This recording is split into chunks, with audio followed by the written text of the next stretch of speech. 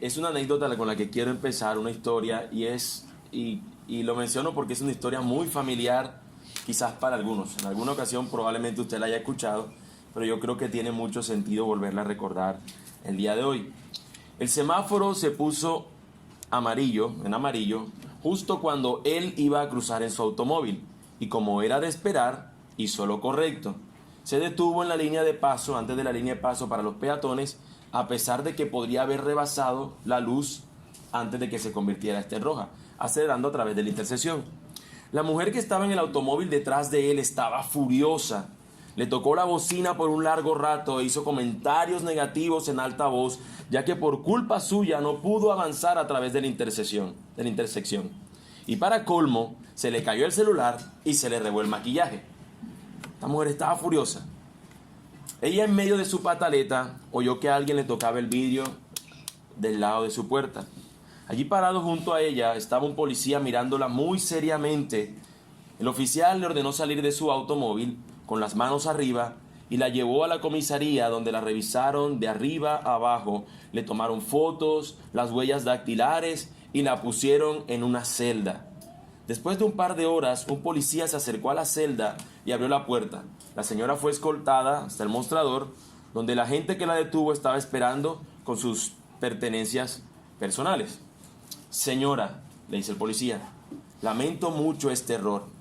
Le mandé a bajar mientras usted se encontraba tocando la bocina fuertemente, queriendo pasarle por encima al automóvil del frente, maldiciendo, gritando improperios, diciendo palabras soeces. Mientras yo lo observaba, me percaté que su carro tiene en su bumper un sticker que dice: ¿qué haría Jesús en mi lugar? Su placa tiene un borde que dice: Cristo te ama.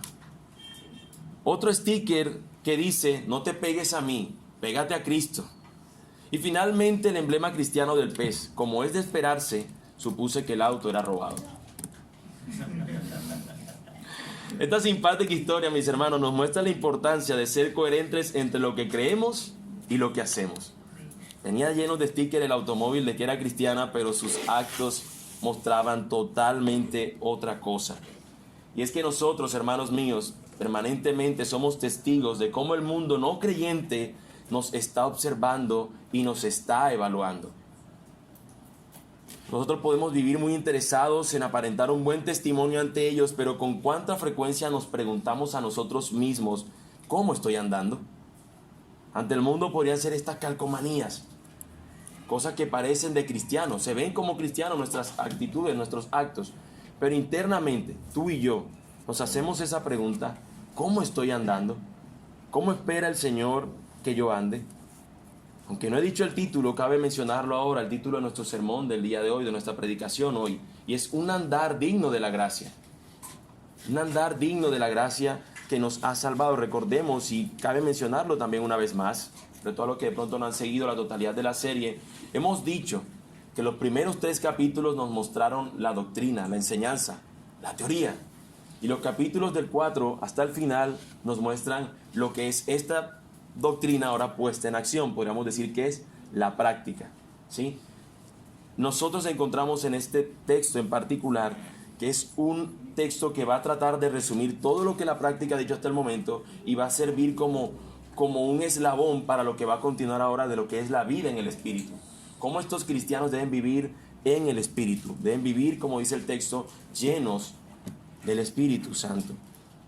Esta práctica, mis hermanos, de autoexaminarse, nosotros la vemos que el apóstol no es la primera vez que la menciona. De hecho, para comenzar el capítulo 4, él dice exactamente lo mismo. En el capítulo 4, versículo 1 dice: yo pues, preso en el Señor, os ruego que andéis. Ahí está el tema del andar. Como es digno de la vocación con que fuisteis llamados. Es un andar que debe ser coherente. Es un andar que debe ser conforme a la gracia que se nos ha sido dada. Nosotros, mis hermanos, hemos sido salvos por gracia. Y a veces hay sectores donde esto se confunde y decimos: ya soy salvo, y una vez salvo, puedo hacer lo que quiera. No tengo que hacer más nada. Salvo por gracia y puedo hacer de aquí en adelante lo que sea. Ya, finalmente, la salvación no se pierde. Pero el texto nos está diciendo que una vida que piensa así realmente deja en tela de juicio si realmente es un salvo. Porque el que es salvo va a vivir como un salvo. El que ha sido salvado por gracia va a vivir o va a tener una vida conforme a esa gracia por la cual le han salvado. Los que han sido salvos por gracia ahora van a vivir en ella, van a vivir en esa gracia, conforme a esa gracia. Los creyentes salvos deben andar de una manera digna del gran llamado que han tenido de parte de Dios. Y recuerden ustedes, mis hermanos, lo increíble que es este llamado. Cuando leíamos en Efesios al principio, ¿cuándo nos dice que Dios determinó eso? ¿Cuando tú naciste? ¿O cuándo? Desde antes de la fundación del mundo. Desde antes que fuese creado el mundo, el Señor había determinado estas cosas. Y hemos visto, mis hermanos, también que este llamado, como ahorita lo recordaba nuestro hermano en la clase de membresía, que se caracteriza por la humildad, por la unidad en el espíritu, por una mente y una vida renovada, un andar como imitadores de Dios, como hablábamos justamente la semana anterior. Y aquí, mis hermanos, en los versículos que veremos el día de hoy, nosotros notaremos que ahora Pablo llega como una especie de clímax, como si se tratara de un punto en una montaña donde él quiere ahora fijar algo, como si tratara una estación para ahora él continuar a una nueva estación en cuanto a este andar cristiano. Y este clima no es otra cosa y se resume en esta frase: los cristianos deben vivir como llenos del Espíritu Santo. Ese debe ser el andar de un cristiano. En estos textos, mis hermanos, en este texto en particular, en estos versículos, nosotros vemos cómo los creyentes deben vigilar la manera en que andan y asegurarse de que no andan como necios, que no andan como insensatos o que no andan como personas que están llenas de cualquier otra cosa menos del Espíritu. Y nótese que no es simplemente que somos salvos y el Señor ahora como nos salva, Él tiene la obligación de seguir haciendo algo en nosotros, aunque la palabra nos dice que el Espíritu Santo lo hace, pero no deja que esta obra sea únicamente del Señor hacerla, sino que nosotros también tenemos responsabilidad en ella. En este texto nosotros encontramos en el versículo 15, mirad pues con diligencia cómo andéis. Allí nos está colocando que el deber es nuestro también. El deber no es un llamado o no es un recordatorio, mira, Dios con diligencia va a obrar en ti. Lo que nos está diciendo el texto es mirar con diligencia. Es el llamado general de Pablo aquí. En otras palabras, sabiendo ya cómo es el andar digno de un cristiano, ya lo conoces, cómo debe andar un cristiano, revísate ahora si tú estás viviendo de esa manera.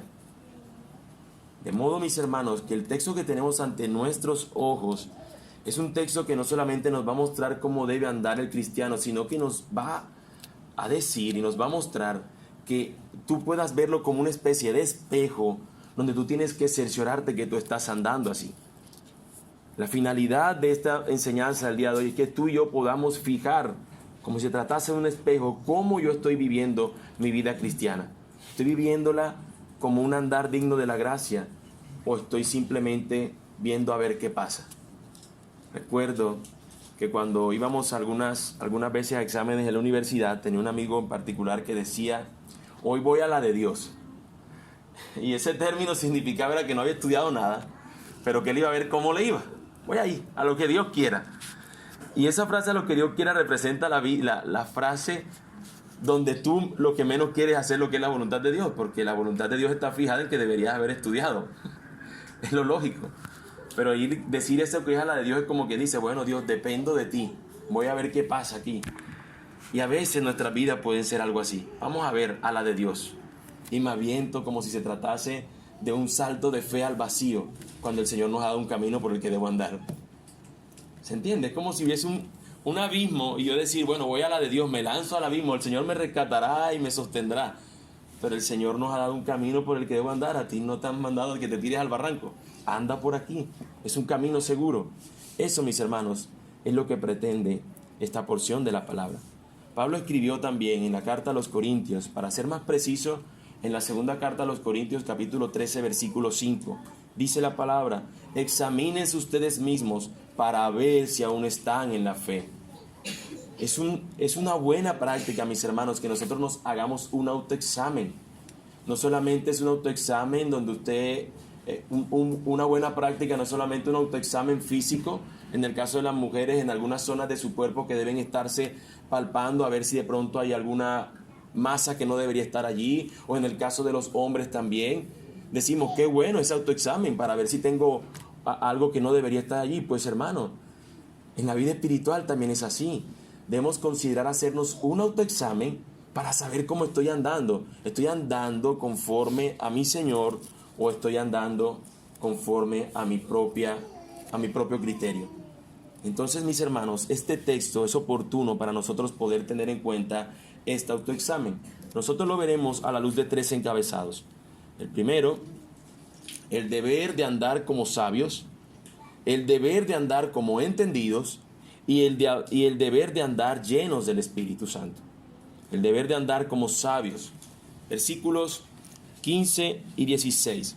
Mirad pues con diligencia cómo andéis, no como necios, sino como sabios, aprovechando bien el tiempo, porque los días son malos. Lo primero que Pablo menciona, mis hermanos, es que no debemos andar como necios, sino como sabios. Este es un texto donde Pablo va a mostrar una riqueza en lo que podría llamarse como una especie de antítesis, o para tener una frase más común para nosotros, una especie de contraste. Va a mostrar una cosa que no debemos ser y va a decir lo que sí deberíamos ser. Y va a utilizar esta figura literaria para mostrar cómo un cristiano anda conforme a su Señor y cómo un cristiano o aún un no creyente anda conforme a su propio criterio. Lo que Pablo nos dice es que no debemos andar como necios, no como necios. El andar del necio es caracterizado por una mente lejos de Dios. El necio dice en su corazón, no hay Dios. Nos dice la Escritura. Un andar como necio es como si Dios no existiera en nuestras vidas. Un andar como necio es cuando se toman decisiones donde parecería que Dios no existiera. En esto Dios no se mete. En esto Dios no se puede meter. Recuerdo con nostalgia que en alguna ocasión jugando fútbol un pastor dijo, no, Dios está en la iglesia y en todo lo demás, pero en el fútbol no. Y era con la finalidad de él querer hacer su propio criterio y era dar patadas libremente. Y aunque suene algo jocoso, era verdad, es verdad lo que les estoy comentando. No es nada exagerado, era un pastor, pero con cuánta naturalidad nosotros a veces no podríamos estar actuando así, como un necio, considerando que Dios no existe en X decisión que deba tomar en mi vida o en mi andar. El andar como necio no solamente podemos pensar que es en los no creyentes, aún un creyente pudiera andar como necio cuando considera a Dios afuera de su propia agenda. Es como si nosotros viviéramos de acuerdo con nuestro propio plan, con nuestra propia agenda, con nuestro propio cronograma, apartando a nuestro Señor de ese plan que nosotros queremos. Un andar necio es falta de sabiduría para conducirse entre los que no conocen a Cristo, viviendo como si no fuéramos hijos de Dios y miembros de la familia de la fe. Esta era una advertencia necesaria en el contexto, mis hermanos, de la iglesia en Éfeso, en el que los hermanos fácilmente podían ser tentados a seguir viviendo la misma vida que llevaban, como si su profesión de fe fuera un conocimiento más agregado al que ya tenían. Y permítanme leer en palabras del comentarista Hendrickson algo acerca de esto.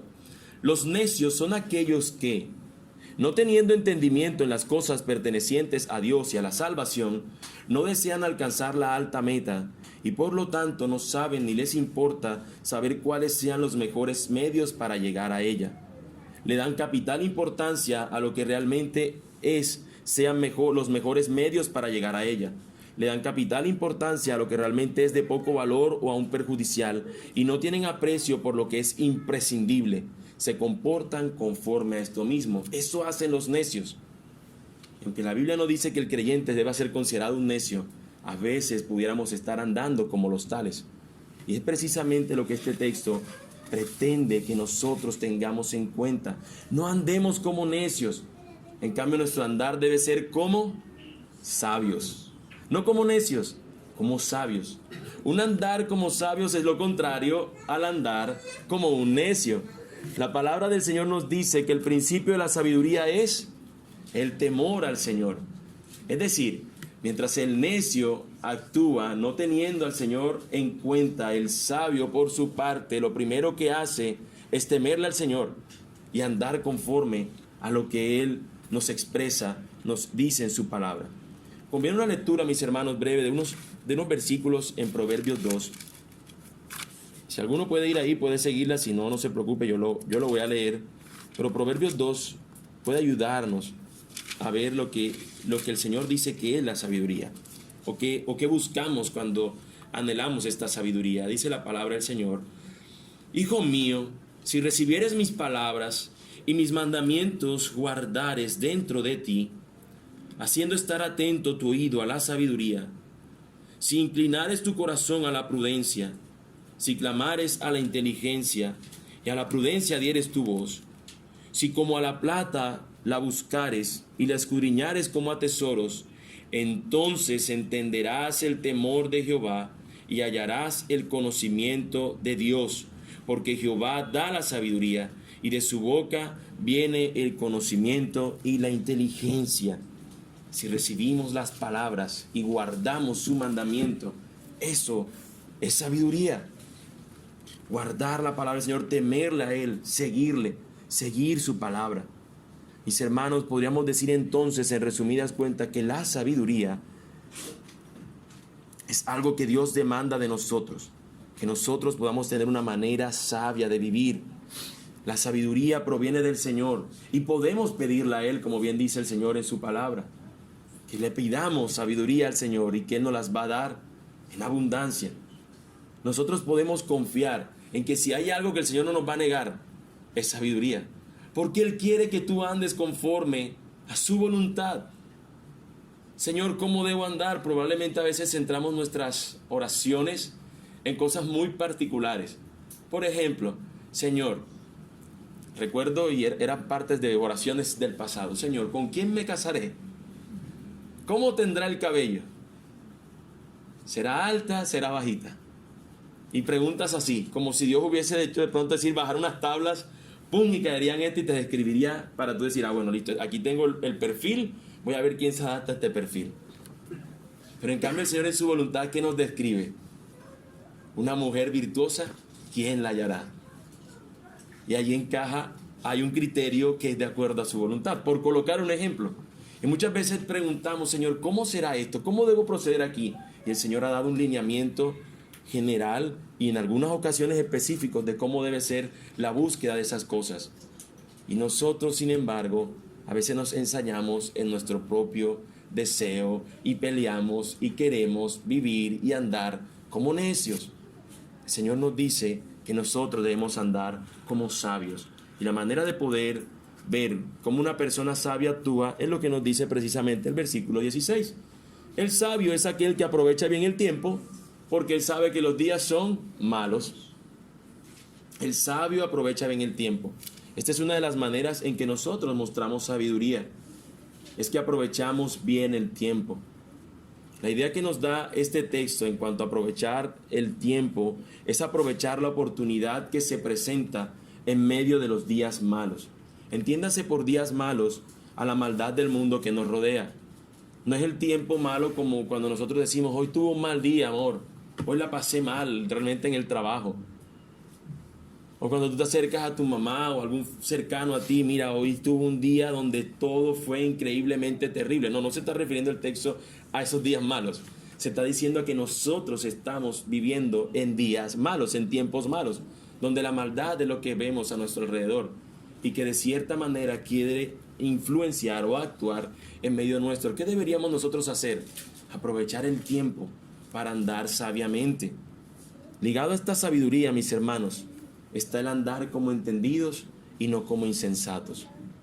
Podríamos decir que el ser entendido es la manera en que aplicamos la sabiduría a nuestras vidas. Y allí nuestro segundo encabezado, el deber de andar como entendidos. El deber de andar como entendidos. Leamos el texto, mis hermanos. Por tanto, no seáis insensatos, sino entendidos de cuál sea la voluntad del Señor. La insensatez se refiere a quienes, aún teniendo el conocimiento de Dios, persisten en sus propios razonamientos y manera de pensar y de hacer las cosas. Lo opuesto a los insensatos es el entendimiento de la voluntad de Dios. Los creyentes entendidos son los que aprueban lo que es de acuerdo a la voluntad de Dios. Mis hermanos, ¿no te parece a ti familiar que cada vez que tú y yo pecamos, lo que estamos siendo es insensatos? No estamos teniendo en cuenta lo que sabemos que deberíamos tener en cuenta, y en cambio estamos teniendo en cuenta lo que no deberíamos estar teniendo en cuenta. Somos como necios e insensatos al mismo tiempo cuando pecamos. El texto nos está exponiendo a una realidad de nuestros propios asuntos personales, y es que nosotros podemos saber de la palabra, podemos conocer la palabra y podemos querer ser sabios, pero en vez de ser sabios podemos ser necios y al mismo tiempo ser insensatos al no considerar lo que la palabra de Dios nos está diciendo. Deberíamos ser sabios y ahora entendidos, colocando esto en acción para vivir de acuerdo a la voluntad del Señor. Esta idea no es única de Pablo en esta carta. En Romanos 12 el autor también nos va a decir que en un llamado a renovar nuestro entendimiento para que comprobemos lo que es de acuerdo con la voluntad de Dios. Esta voluntad de Dios no es algo místico. Esta voluntad no está relacionada con el conocimiento de Dios y lo que Él ha revelado. Esta voluntad está relacionada más bien con el conocimiento de Dios y lo que Él ha revelado de sí mismo en su palabra. No es algo místico como decía ahorita, Señor, hazme hacer tu voluntad, muéstrame el camino por donde debo andar, y tú estás esperando. Es como si se tratara de unas luces para parquear un avión, como si Dios fuera a darte un camino de luz para que tú hagas algo determinado. Lo que nos dice el texto es que Dios ya dejó su voluntad en su palabra. Nosotros como entendidos deberíamos considerar esa voluntad de Dios revelada. Un creyente entendido es aquel creyente que tiene la palabra de Dios como su única regla de fe y práctica. En ocasiones vemos nuestros pensamientos luchando con la palabra, los consejos del mundo, la cultura, pero debemos estar claros en que la palabra de Dios siempre gana, siempre debe ganar en nosotros, pero la realidad es que ella siempre gana, prevalece en medio de todo. Por algo la palabra de Dios dice que sea Dios veraz y todo hombre mentiroso. La palabra es la palabra de Dios, va a ser veraz. Y cualquier otro argumento es argumento de hombre. Es un argumento mentiroso si no está de acuerdo a la bendita y sagrada palabra de Dios. Así que, mis hermanos, esta insensatez es que reemplacemos lo que es de acuerdo a Dios por lo que es de acuerdo a nuestras propias opiniones personales. No importa qué tan buena sea nuestra idea, si no es conforme con la voluntad de Dios, está destinada al fracaso. No importa qué tan bueno sea, qué tan espiritual luzca, qué tan agradable luzca algo. ¡Wow! ¡Qué sentimiento tan espiritual! Pero si no es de acuerdo a la voluntad de Dios, mis hermanos, eso está destinado al fracaso. Porque no cuenta, y podríamos decirlo de esa manera, con la bendición del Señor que ha determinado en su palabra. Y yo te pregunto entonces, ¿con cuánta seriedad tomas la voluntad de Dios en tu vida? ¿Con cuánta seriedad lo tomas? Acabamos de hablar que nosotros debemos ser diligentes en esto. Debemos procurar andar de esta manera.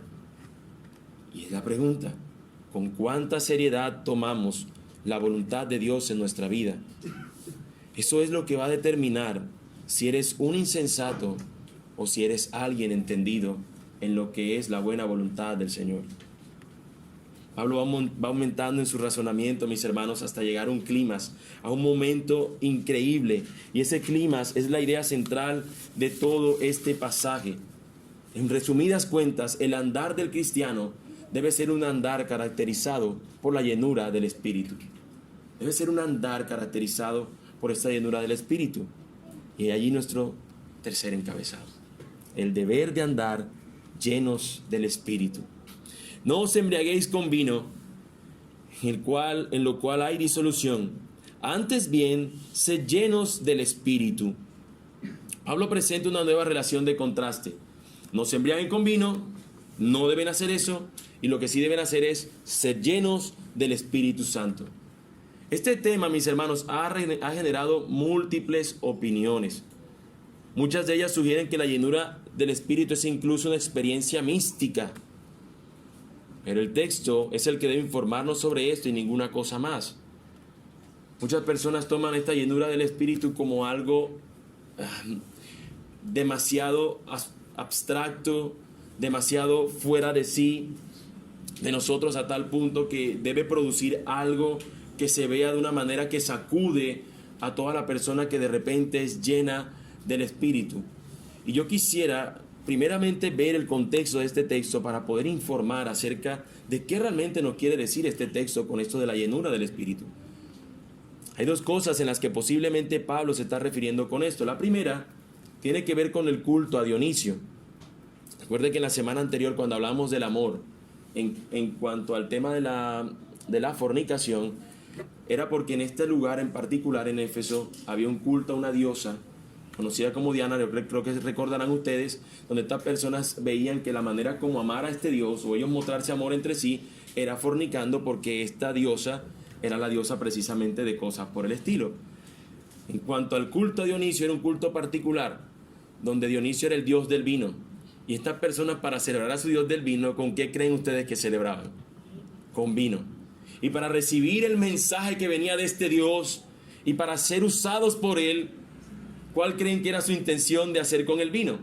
Tomar hasta embriagarse para ahora decir, este dios me está poseyendo. También la idea de Pablo, fuera de este control para adorar a este dios, es que tiene que ver con el hecho de que las personas al embriagarse no tienen realmente el control de sí mismas. Así que, mis hermanos, cuando muchas personas dicen que la llenura del Espíritu tiene que ver con que el Dios lo posea, para ellos hacer cualquier cosa se parece más a lo que Pablo está diciendo que no se haga, a lo que Pablo está diciendo que se haga. En muchos contextos luce esto de manera triste, donde se dice, estoy lleno del Espíritu, y las personas andan en un frenesí colectivo donde no hay control. Y precisamente lo que nos está diciendo el autor es que si el Espíritu Santo es quien está controlando, está llenando a esa persona, lo que debe haber es control en vez de descontrol. Pablo va a informar a los hermanos de Éfeso que el andar cristiano no es una vida descontrolada donde las emociones, la ausencia o el aumento de ellas sean lo que deben dirigirnos. No es un impulso que nos lleve a hacer o no es algo que nos inhiba por completo para no hacer nada o para no responsabilizarnos por lo que hacemos. Mis hermanos, una vida en el Espíritu no es eso.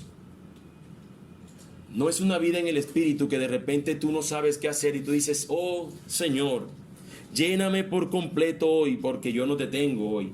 No se trata de que tú no tengas al Espíritu Santo, porque la palabra de Dios no nos dice eso. Nos dice que una vez, en el mismo Efesios, cuando nosotros creemos, somos sellados por el Espíritu Santo. Ya somos de Él, ya Él está en nosotros. Esto de la llenura se refiere a un control del Señor, donde la voluntad de Él es la que esta persona busca hacer. Donde lleno del Espíritu es como si Él tomara el control de nosotros para poder nosotros andar y proceder.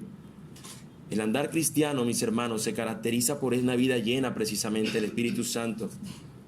No es lo que acababa de decir, no es un frenesí colectivo donde de repente las personas dicen, yo no tengo al Espíritu Santo, necesito que Él venga a mí, y cuando venga va a pasar algo como Saúl, que de repente entra en un trance colectivo y el Espíritu me revela algo en particular. No, estaríamos contradiciendo lo que la palabra de Dios nos acaba de informar en esta misma carta.